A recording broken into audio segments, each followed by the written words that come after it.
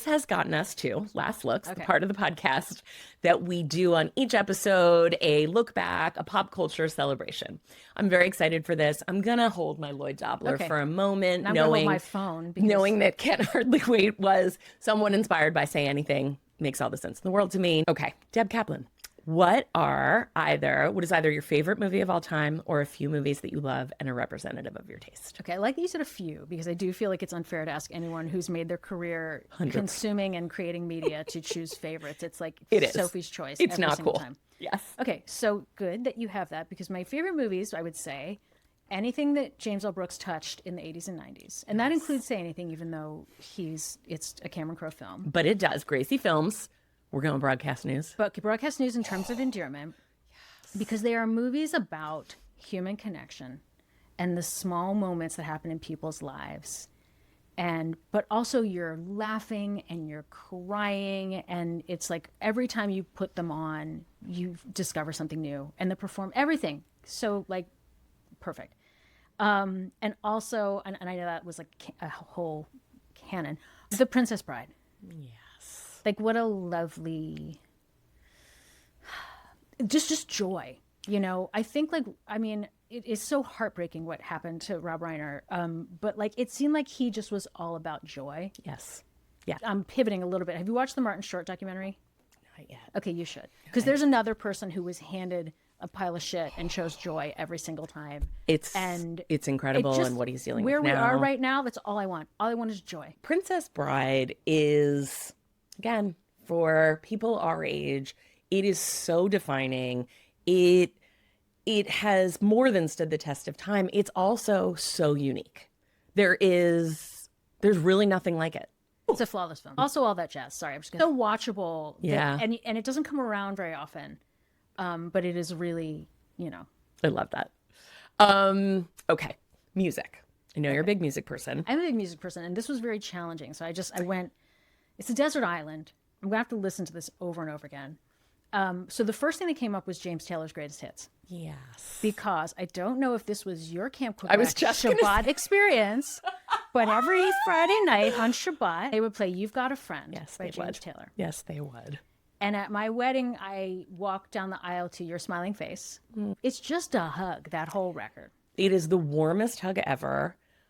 I'm dying at that Kweebec reference. James Taylor's Greatest Hits. And then I chose Revolver, which is not everyone's favorite Beatles album. 35 minutes. Yes. No skips. Most people don't call out Revolver. They call it Sgt. Pepper's. Oh, no. Yeah. But because it's 35 minutes, I chose the third album. I love it. Please do. And I'll probably be the first person to ever say this on the podcast. Okay. Bat Out of Hell by Meatloaf. You are the first person, and I could cry from happiness. I had been waiting for someone to say this. You go first before I fucking unload. Love Jim Steinman. It is this album so much. Operatic. It is bombastic. It is ridiculous. It's a fat, sweaty guy. It's a concept album. The cover is both terrifying and intriguing. Yes. I have 2 copies on vinyl. Yes. I have no notes. I couldn't agree more. I will sometimes I'll just be in a certain mood where the only thing that can sort of both like meet that mood or regulate me or it is that album, but is specifically when he starts on a hot summer night. Would you offer your throat? And then Wolf with the Red 50 Roses. seconds in, it goes, and then it hits. I mean, talk about a camp song also. Paradise by the Dashboard Light. My fantasy is someone asks me to sing karaoke to that song with them, and I fucking kill it. Of course, because you know not only every word, but every intonation of every word. I'm beside myself that you just brought this up. I don't know why it's not a movie musical. I was just going to say, is there anything, as you said, operatic? It so feels like you can almost see the dancers on the stage at times. It's incredible. So good. What a great call. Okay, next question. Books. Favorite book of all time or a book you've read lately that you'd recommend? I'll give you 2. One I've read recently and one I'm going to reread this summer. Okay. Coincidentally, both, and I did not plan this, both are books about the preservation of storytelling Okay. and the written word. So the first is The Correspondent, which I just finished a month or 2 ago. Yes. And My mom told me how phenomenal it is. Everyone has read this and It's a says great it's book fantastic. for older women too, because it's about opening up as you get older, and it's just small moments, and it's this woman who you feel like is going to sort of shut down. I don't want to give away too much, but it's a great summer read. It's all written in the form of letters. This woman, and it's the author's first book. Incredible. And it's fantastic. I don't know anyone who hasn't liked it. And then the book I'm going to reread this summer is, have you read Cloud Cuckoo Land? No. Oh, this doesn't even sound Anthony familiar. Doerr, who wrote All the Light We Cannot See. It took him, I think, 7 years to write this book. Wow. It is an epic. It is, I think there's 4 or 5 different narrators in 3 vastly different time periods, and somehow all of their stories connect, and it's about technology and human connection, and again, storytelling, and who gets to tell stories, and who keeps the stories. And it's a little bit sci-fi, which I do not like. I'm not a sci-fi person, but I found myself with this book when I got about 30 pages from the end, just stopping, because I didn't want it to be over. You and wanted I to get that savor moment it. where you're like, Yes. oh, it's going to end, and I'm going to be out of book, I'm going to miss these people. and Totally. I cannot possibly be out of book. Yes. I love that. I'm going to steal that phrase. I am going to be out of book. There's nothing like getting so immersed in a book that you, in your real life, are like, everyone leave me alone, please. I need to go and be with my people. God, I love books. So Books when were my did best this... friends as a child. Oh, same. Did you live at Encore Books on Old Jerk Road? I did sometimes go to Encore Yep. Books. And then they had the I big was at the Barnes and library a Noble. lot too. Me too. The library. Cloud Cuckoo Land is what it's Cloud called. Cuckoo Land by Anthony Doerr. And it came out a while ago, or it's semi-recent, but you loved it so much you want to get back into it this I summer? read it a couple years ago. Okay. I gave my copy away. I give almost all of my books away after I've read them. Sometimes they make their way back to me, and sometimes they don't. But I feel like, we should just keep passing all this stuff around. Totally. And who has room for all those books? No, completely. Where will my shoes go? Yeah.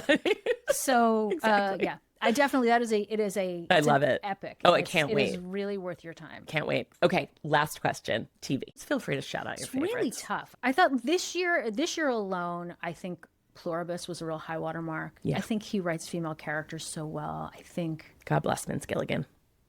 And Ray is so incredible. everything on he that show. does is interesting to me. Yeah.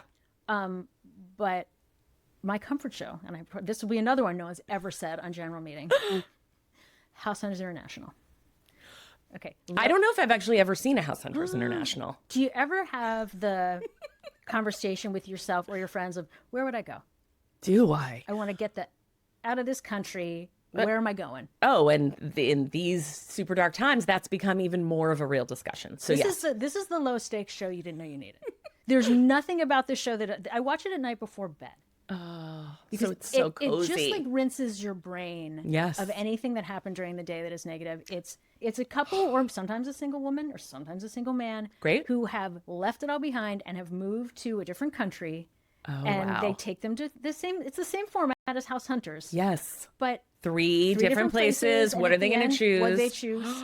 You never find out that, and 6 months later they broke up. Or they hated living in Barcelona. No. It's I don't want to hear that if just- it is true.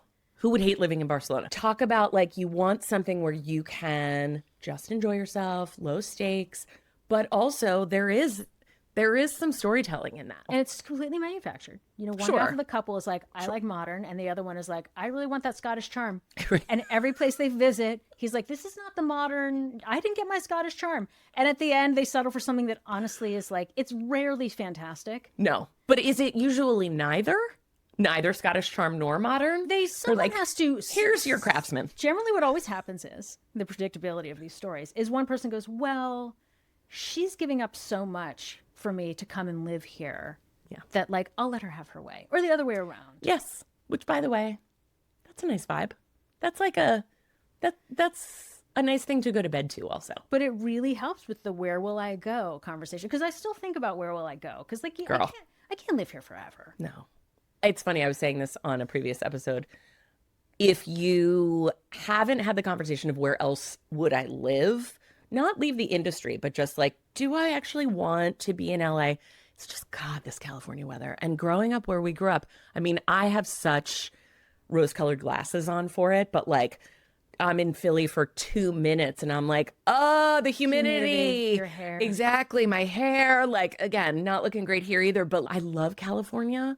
And after the fires last year, I'm actually wearing my LA earrings that were a fundraiser from that the Fate did to benefit fire victims last year. Were you evacuated at all? Just for a couple days. Okay. There was a fire in Runyon, but that said, not to crap all over LA, but No. because there's no better feeling than when you go to Philly or New York for a couple days, weekend, whatever, and you get off the plane and you walk out of baggage claim at LAX and you're like, oh, it's always nice. Yes. It's always nice. That really can't be overstated. And yet, yes, I have real mixed feelings after living here for so long. Where would you go? Okay, I want to go domestic. Where would you go? And then House Hunters International. This is such a great question. Okay.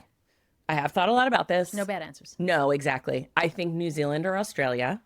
I lean toward New Zealand for a number of reasons. And I've spent a little bit of time there and know some people there. And boy, does that seem like just a wonderful fucking place. There are a lot of House Hunters International in New Zealand. The past couple seasons, they've done a couple New Zealand. My new favorite show, House Hunters International, that I will be diving into this afternoon. Can't wait. Domestic, I'm obsessed with Portland. I shot a movie there. Oregon. Oregon. Okay. I shot a movie there a few years ago. Matt shot Wishful Thinking there last summer, used a lot of the same crew. And I realized this, I called my best friend Amy at one point and I was like, oh, I realized why I love Portland so much. This will be a great way to wrap this show up. It's like Abington in the 90s. Really? For real. How so? It's just all a bit lo-fi. There've been little things like it's all a bunch of little neighborhoods, right? Like, are you in Jenkintown? Are you in Rydell? Are you in Willett Grove? Are you in Roslyn? Like, there's little pockets everywhere. They're all a bit distinct. There's character. It is the small business capital of the world, I think. Everything, like there's hardly any chains. I found a Target when I needed one, but like that's not what it's about. Wow. Even like remember how low sidewalks can be? Yeah, as they used to be when we were growing up. And then like traffic lights, how they used to swing on a thing. That's what Portland's like. So it just felt like the coziest, and the vibe up there is just great. It's great. It's still a city. They have professional sports teams. You'll go to concerts, but it's also off the beaten path. It's not a major city. I love it. I'm obsessed with Portland. I like do all their PR. It's ridiculous. Really? Yeah. Okay, I'm going to check out Portland. Where would you, because I imagine if you've watched House Hunters International, you have like, oh, there, I found it. Yes? Domestic, I feel like right now my heart is still on the West Coast. Yeah. So I just was thinking like I would go, Oh, hi. Oh, no, further north. Too hot, no high. I don't do well in the heat. Delicate flower. Like outside of like Sonoma, Sure. Because it feels very much a companion to Italy, which would be where I would go international. It's someplace in Italy. Yes. And people are like, well, it's the infrastructure and the trains. Yeah. I'm like, it's so beautiful. The food is delicious. I was just going to say, what are we talking about here? People work to live. They don't live to work. Oh, exactly. That's been such an interesting reckoning of just a career in Hollywood and like the hustle for your worthiness thing, as my girl Brene Brown would say. And just like, again, what's it all about, man? I know. I hope you have a guest room at your place in Italy because I will be coming there. This has been so delightful. Deb Kaplan from Abington, PA. It's the most time we've ever spent together. It's I know. delightful. I love it. Delightful. I hope we made our mothers proud. Thank you for taking the time to do this. Thanks for having me.